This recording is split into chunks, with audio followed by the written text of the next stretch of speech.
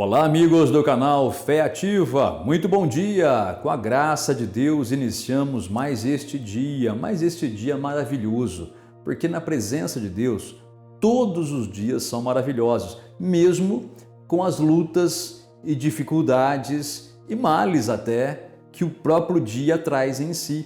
Porque o Senhor Jesus disse isso, né? Ele diz que cada dia tem o seu mal, basta cada dia o seu próprio mal, o seu próprio problema. Então, nós não somos ignorantes disso. Nós sabemos que neste mundo, né, nós teremos aflições, dificuldades, lutas, porém, nós não focamos nisso.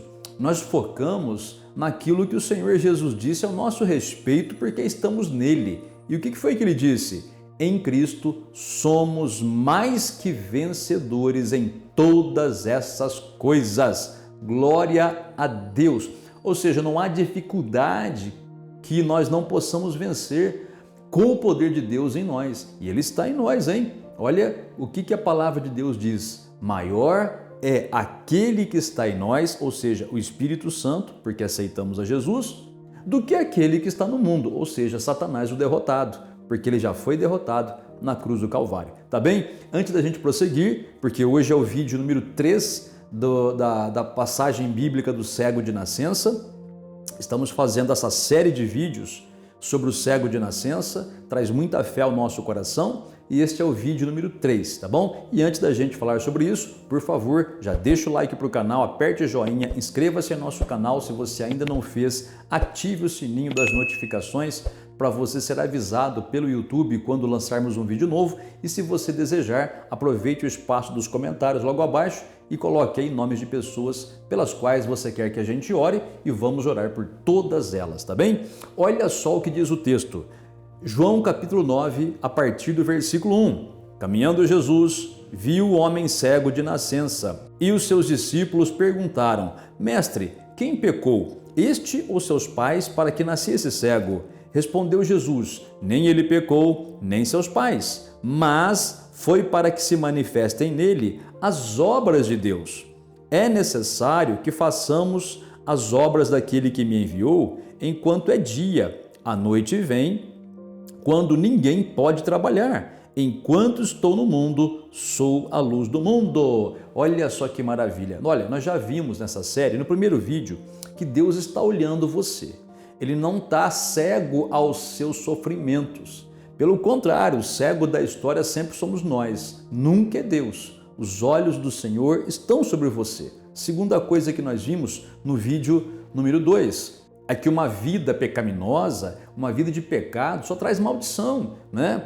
Então, saia do pecado. E mesmo que você esteja sofrendo ou numa luta, não por causa de pecado, porque tem lutas, tem problemas que vêm pra gente sem pecado nenhum, né? Sem termos cometido pecado nenhum. São coisas desse mundo. Temos que confiar no Senhor para vencer essas dificuldades. E aqui hoje, nesse texto, nós vemos que o Senhor Jesus disse que é necessário fazer a obra daquele que enviou Jesus.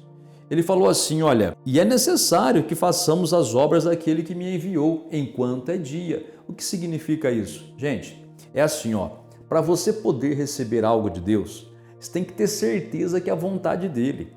E você não pode ter dúvidas no seu coração. Ou seja, você tem que saber que aquilo que você necessita, Deus quer dar para você, né? E que Ele vai te abençoar com aquilo ali.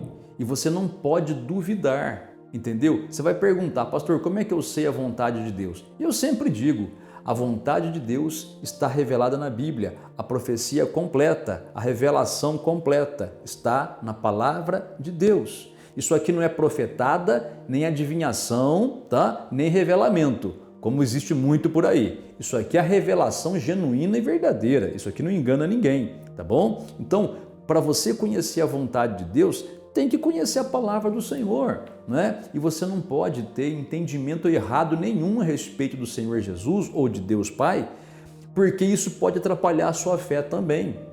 Vou te dar um exemplo. Tem pessoas que ainda acreditam que Deus prova as pessoas. e Deus prova com doença, que Deus prova matando alguém da família, que Deus prova causando algum desastre na vida da pessoa, que Deus tira as coisas da pessoa, né? E a pessoa fala isso naquele ar de religiosidade, né? Oh, o Senhor está provando, está amarrado esse demônio em nome de Jesus. Você me perdoe o jeito que eu estou falando, mas isso é antibíblico. Primeiro, eu sempre digo, Deus não precisa provar ninguém, porque Ele já conhece de antemão o que a pessoa vai aguentar ou não, gente. Se Deus tiver que provar alguém para ver se a pessoa vai ou não suportar, Ele não é Deus, porque o nosso Deus é onisciente, Ele sabe se você vai suportar. Por que Ele vai provar? Só se prova algo que não conhece. Mas tem alguma coisa que Deus não conheça? Não, Ele conhece tudo, então Deus não prova ninguém, tá? Segunda coisa, Deus não mata ninguém.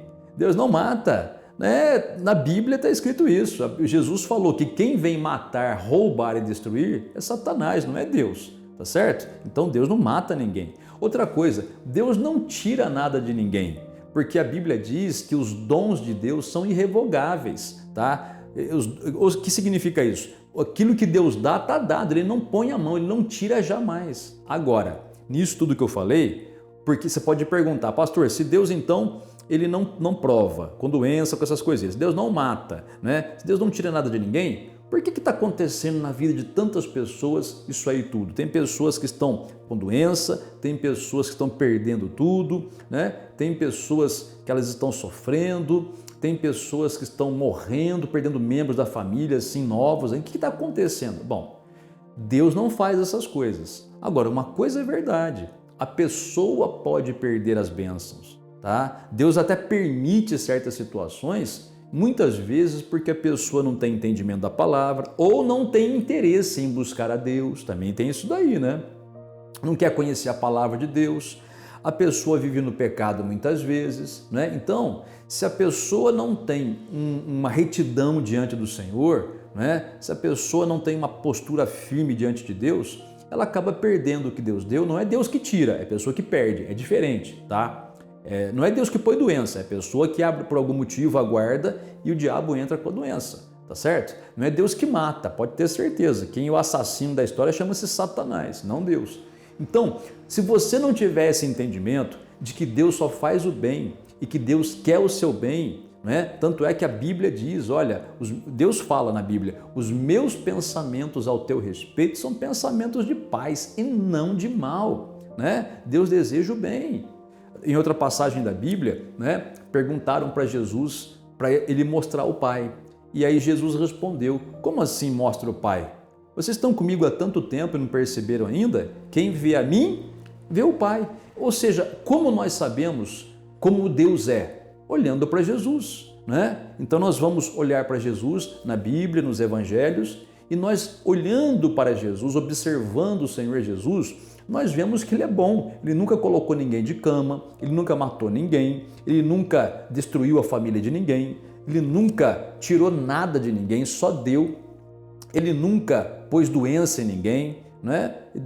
O Senhor Jesus nunca lançou raio na cabeça de ninguém, como vingança, de raiva, de ira. Não, Ele apenas pregava o Evangelho e partia. Quem queria seguir, seguia, quem não queria, ficava. Acabou, né? Agora, se você não entender isso, gente, você vai ter um pensamento errado a respeito de Deus. E se você tiver um pensamento errado a respeito de Deus, sua fé não funciona, sua fé ela fica impedida de funcionar por causa desse entendimento errado, entendeu? Então, às vezes, a pessoa não recebe algo de Deus porque ela tem dúvida se vai dar, se não vai, se Deus vai conceder, se Deus não vai.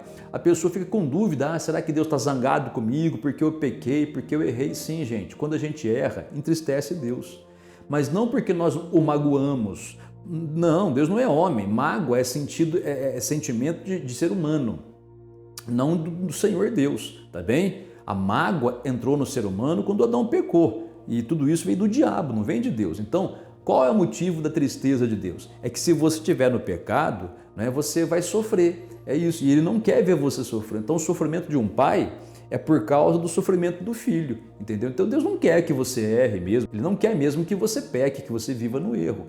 Então ande reto, claro, né, diante do Senhor. Agora, se você errou em alguma coisa, peça perdão, A Bíblia diz que Deus disponibiliza para você o meio pelo qual você pode ter paz com Deus de novo. Arrependa-se do seu pecado, ou seja, isso implica em mudar de atitudes, né? Confessa o teu pecado a Deus em oração e recomeça a sua vida com Ele. Ele vai confirmar você. Está certo? Muito bem. Então, voltando lá. A hora que você então compreende que a vontade de Deus é libertar, a vontade de Deus é curar, a vontade de Deus é prosperar, é livrar do mal, a vontade de Deus é dar vitória para os seus filhos, a vontade de Deus é que você e a sua família sejam salvos, a vontade de Deus é que você e a sua família sirvam ao Senhor, né? Quando você sabe disso, quando você sabe que a vontade de Deus é dar para você as maiores bênçãos, né? Então a tua fé começa a aumentar. Olha o que o Senhor Jesus disse novamente aqui, olha, ele fala assim, versículo 4, é necessário que façamos as obras daquele que me enviou. Se você for ver na Bíblia também, tem uma outra passagem que fala assim, ó, e Jesus andou por todo lado fazendo o bem. E que mais? E curando a todos os oprimidos do diabo, porque Deus era com ele. Veja que o Senhor Jesus ali, é dito que ele só fazia o bem, não fazia o mal. E curava os oprimidos do diabo, não colocava opressão nas pessoas, isso não. Em uma outra passagem bíblica, a Bíblia diz assim, ó, para isto, quer dizer, como a finalidade, se manifestou o Filho de Deus. Para quê? Para destruir as obras do diabo. Gente, Jesus é bom, Ele é maravilhoso.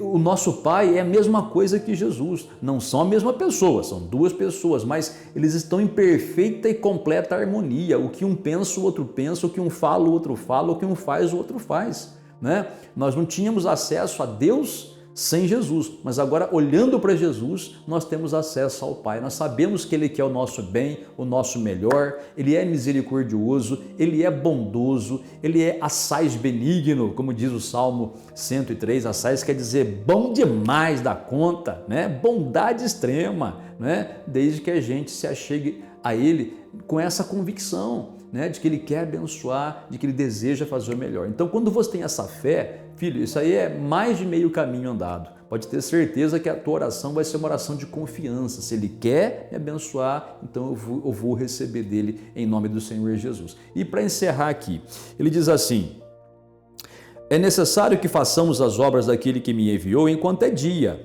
A noite vem, quando ninguém pode trabalhar. Enquanto estou no mundo, sou a luz do mundo. O que ele quis dizer aqui? Quis dizer assim, ó, enquanto você está ouvindo a palavra de Deus, porque a palavra de Deus é luz, o Salmo 119 fala isso, né?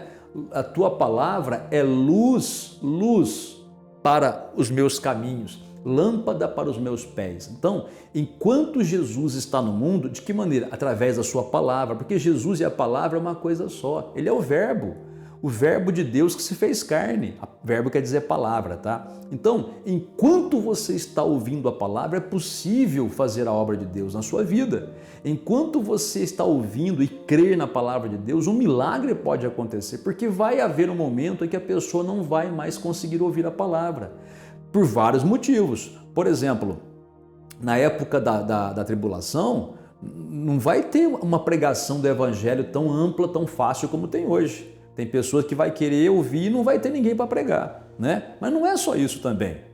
Tem pessoas que, porque não buscam a Deus e vão vivendo como quer, um dia a pessoa fica doente, dá um problema na cabeça qualquer, tem um AVC, a pessoa fica até meio que inconsciente, não dá mais para ouvir a palavra, não dá mais para se fazer muita coisa por aquela pessoa, entendeu? De repente você fica perdendo o seu precioso tempo aí, que em vez de buscar a Deus, você fica aí com as coisas do mundo, né? Pensando que não vai ter amanhã, pensando assim, quando eu ficar mais velho eu me arrependo, quando eu ficar mais velho eu busco a Deus, e você vai perdendo o seu tempo. E qual que é o perigo disso? O perigo disso é que você nesse meio tempo pode perder muita coisa, e às vezes a pessoa perde coisas que nem dá para recuperar mais, né?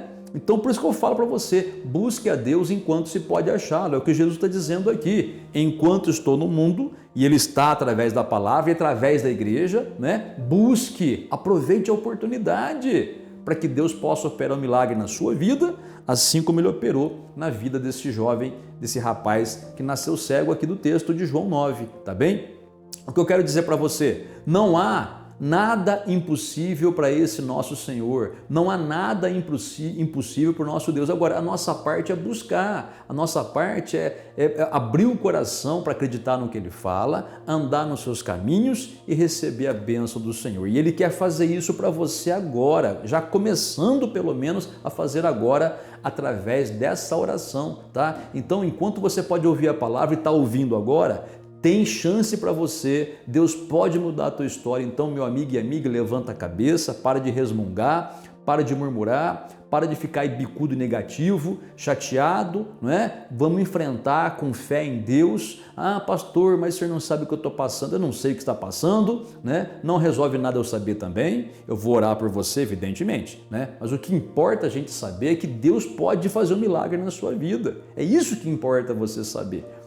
Não tem importância o que o médico falou, o que deu no exame. Fique em paz, o nosso Deus é maior do que qualquer coisa, tá bem? Vamos orar? Você gostaria de pegar um copo com água e colocar aí? Vai lá pegar. Se não quiser, não tem problema algum, ore sem a água mesmo, tá bem? Oremos ao nosso Deus e Pai. Obrigado, meu Pai Celeste, pela Tua bondade e pela Tua misericórdia. Obrigado, meu Pai Celeste, porque o Senhor não mudou. Obrigado porque o Senhor Jesus está neste mundo através da igreja e através da palavra, da sua santa palavra. Obrigado porque através dessa palavra nós podemos ser curados, libertos e abençoados, prosperados, protegidos, livrados, dirigidos pelo Senhor, mais que vencedores e abençoados em todas as áreas. Obrigado, Pai, porque o Senhor é aquele que está cuidando de nós. E eu tenho certeza, Pai, que o Senhor também está cuidando dessa pessoa. Essa pessoa que hoje acordou angustiada, aflita, entristecida por um problema que aconteceu na sua família, um problema que aconteceu com os filhos, um problema no casamento, um problema de saúde. Meu Pai, o Senhor é Deus de milagres, Senhor. O mesmo Senhor que curou aquele homem que nasceu cego. Glórias ao Senhor, Pai Celeste. Abençoa essa pessoa que ora comigo nesta manhã. Poderosamente cura, meu Pai, essa vida, livra do mal, tira essa angústia que há no coração dessa pessoa, Senhor. Traz paz ao coração dela, que ela saiba que há um Deus que se importa com ela e que quer o bem dela. Se o Senhor Jesus andou nessa terra fazendo bem e curando a todos os oprimidos do diabo, e o Senhor Jesus não mudou, então Ele está fazendo isso hoje. Senhor, abençoa essa vida, liberta de todo mal, transforma essa vida em nome de Jesus. Dá o suprimento que essa pessoa necessita, Senhor. E também, Pai, finalizando esta oração, eu te peço, abençoa esse copo com água, que essa pessoa, ao beber desta água, Pai, seja curada, liberta e abençoada. E na certeza da Tua santa resposta, te damos graças em nome do Senhor Jesus. Amém. E graças a Deus, glória a Deus. Amiga e amiga, acabamos de orar, beba da água se você colocou, medita nessa palavra, dê graças a Deus pela sua grande bondade, grande e infinita bondade, tá bom? Glorifique o nome do Senhor de coração e olha, medita nisso muito. Enquanto você tem a oportunidade, busque a Deus. Você sabe que o diabo quer distrair as pessoas, né? Ele quer tirar até o foco da pessoa. Então você fica aí focado em novela, televisão. Gente, presta atenção, não é pecado assistir televisão, mas você não pode deixar isso roubar o seu tempo das coisas de Deus. Então, busca Deus em primeiro lugar. Sobrando um tempinho, aí no seu lazer, assiste uma TV, um filme, beleza. Mas tem gente que faz muito mais isso do que buscar as coisas de Deus, né? Então se preocupe mais em buscar a Deus, porque está disponível ainda. Está disponível, tá? O Deus de milagre está disponível para te abençoar, mas o tempo está terminando, tá bom? Aproveite agora, busque de coração e seja abençoado. Amém! Tenha você um excelente dia e até o próximo vídeo.